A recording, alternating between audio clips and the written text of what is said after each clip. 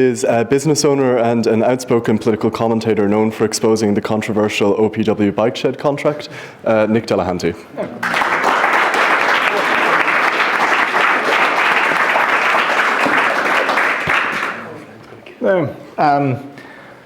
Some really good points raised already, some of which I'll echo. Also great to see the room slowly fill up, maybe half one kickoff time. Just didn't allow you all to have your lunch. But look, Ireland's sovereignty isn't being taken from us. We are giving it away piece by piece without debate. You know, I'm not here to demonize Europe, nor am I here to glorify the EU. But, you know, we need to realize that the European Union has had a lot of benefits over the last few years, some of which have already been mentioned. You know, peace in Europe, access to the single market. But in 2025, we have to wonder, you know, what is the direction of the EU? And where will member state sovereignty end? And where will supranational influence begin? So in order to kind of like just go into just the weeds of this, let's start at first principles. Where does Irish sovereignty derive from? And it's our constitution, Bunreacht na hÉireann, Article 1. The Irish nation hereby affirms its inalienable, indefeasible, and sovereign right to choose its own form of government. And that article goes on. Article 5, Ireland is a democratic, independent, sovereign state, okay? We're coming into a presidential election. I'm trying to get on the ballot. It's important that we elect a president that understands that the role of president is the custodian of the Constitution and, in turn, Ireland's sovereignty. It is something that president, as a citizen, the number one citizen in the country, should be able to know to protect. So where does the EU get its sovereignty from? The answer is it doesn't. The European Union is not a sovereign state. It is an economic and political union of sovereign states that have pooled their assets and resources and powers together for mutual benefit.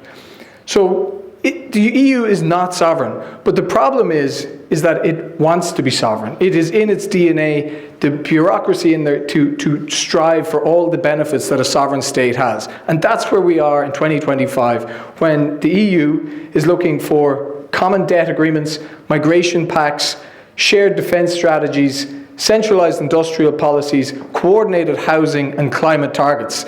Like this week, Eamon Ryan was plumped out of thin air onto the board of this new EU advisory housing body.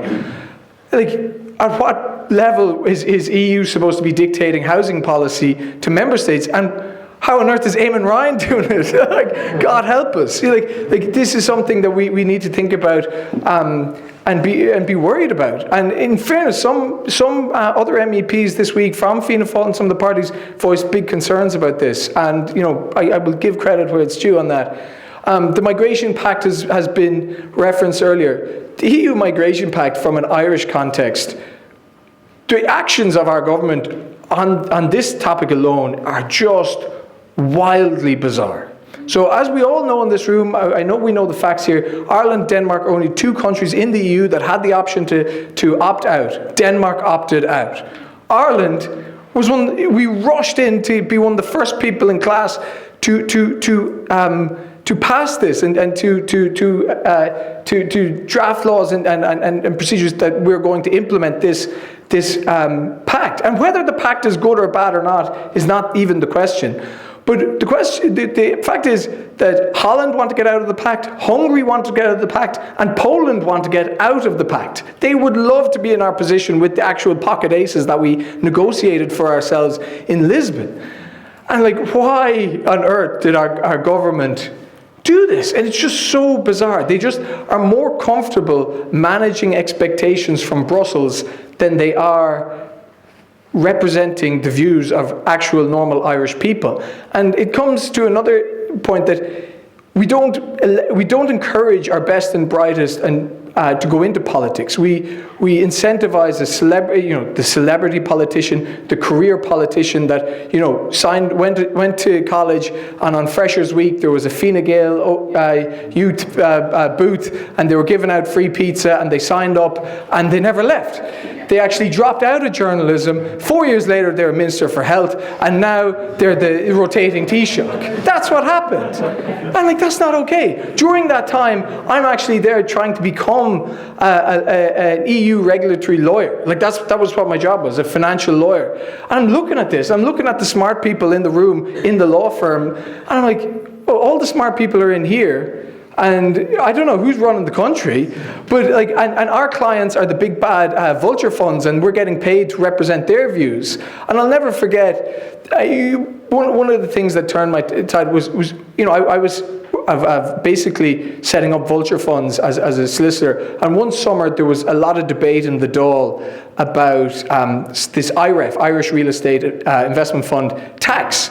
And my job for that summer was to track what Pearse Doherty was saying in the Dáil, because Pearse Doherty was saying some good stuff, and he's saying these funds are getting away, and it kind of radicalized me a bit. I was like, wait a second, it's that moment we're the baddies, and I really got an insight into there's a whole other element to that. So that was around 2016, and you realize that the powers in place to push back against that. Here was me, a fully trained lawyer, watching what he was saying, reporting back to the lobby groups, to everything, to try and counteract it. And the outcome of that, just to close that loop, this is a bit of a tangent, but was a tax was introduced, you may remember it, a 20% tax on vulture funds buying big blocks of apartments.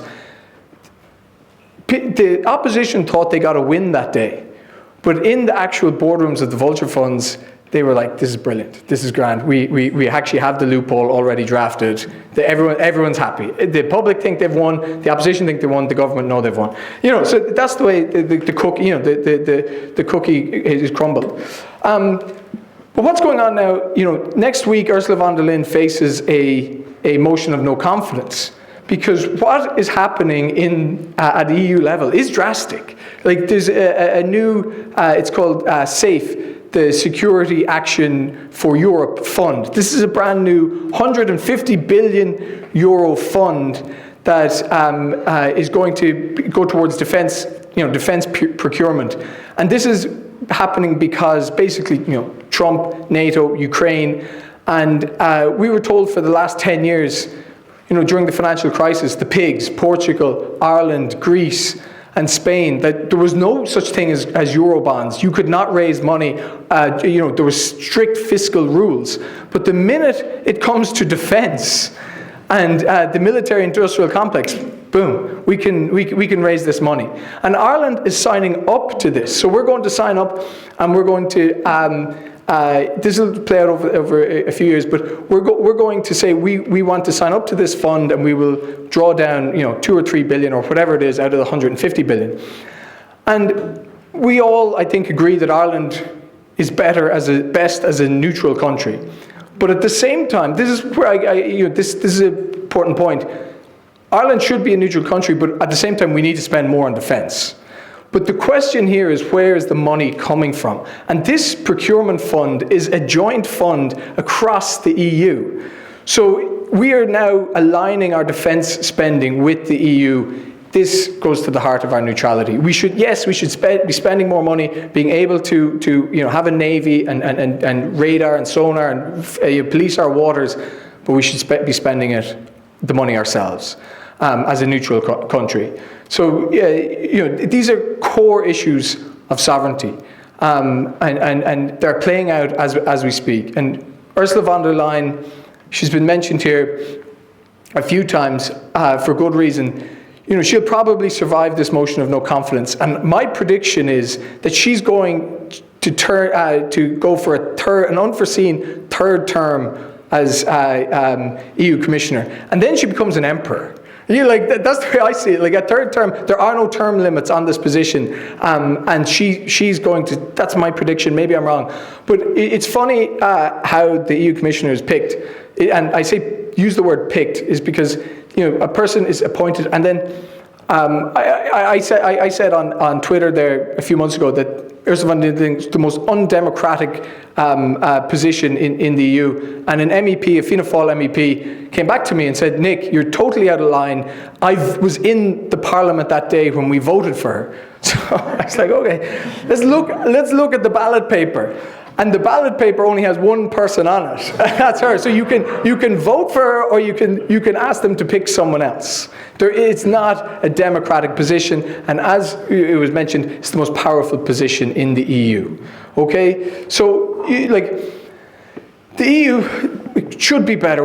I don't want Ireland to leave the EU, but I think we should be looking around at countries like Denmark, like Poland, like Hungary, and I'm not saying everything Hungary does is perfect. I disagree with a lot of stuff, but at least they're saying no and they're pushing back. And that's what we need to do, start pushing back. But it comes back to the idea that the politicians that we elect just do not have the mental know-how, the nous to be able to say, no, I'm standing up, I'm representing Irish people, we are pushing back. And with the position, the appointment of Eamon Ryan and people like that, they're in it for a career. So, that's it for insolvency. I just want to make one other short point. And I was there's someone here that goes to the heart of everything we're talking about. And I was contacted last night by Ryan Casey, who's had an enormous week and has been vindicated. And his story needs to be told. And I'm delighted he's here supporting us today, and we're going to support him. And at some stage, he's going to tell his story. But I just want to say we've all been thinking about him all week and what he's been put through. And the fact that RTE and Irish Times have not even mentioned Kitty Holland's name this week. It is a joke. It is a joke. If ever you wanted to know about how the media do not represent Irish people, and this man is a hero. He has been put through the absolute ringer. I'm glad he's supporting me because we are all supporting him.